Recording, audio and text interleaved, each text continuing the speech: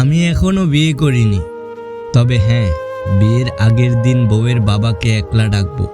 তার হাতটা শক্ত করে ধরে বলবো, সারা জীবন অনেক কিছু দিয়ে মেয়েকে বড় করেছেন, কাল আমায় দিয়ে দিবেন। কত ঋণই করে দিবেন আমায়। যদিও আপনার এই ঋণ কখনোই শোধ করা যাবে না, তবে কথা দিলাম কখনো অবহেলা করব না। কিন্তু আপনাকে কথা দিতে হবে, বিয়ের পর আপনার মেয়ের সাথে কোনো আসবাবপত্র যেন আমার বাড়িতে না যায়। খুশি মনে বলবো, আর ঋণী করবেন না। জানি না কে কপালে আছে, তবে আমি এভাবেই ওনার বাবাকে বলবো ইনশাআল্লাহ।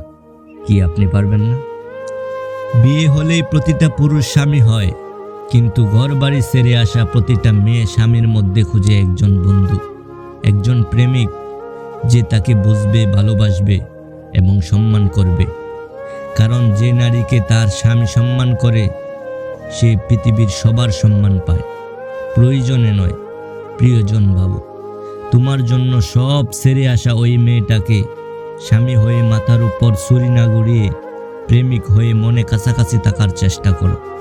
দেখো, সম্পর্কে ভালোবাসা আসতে বাধ্য, এবং সত্যিই ভালোবাসা সুন্দর, যদি তুমি চাও।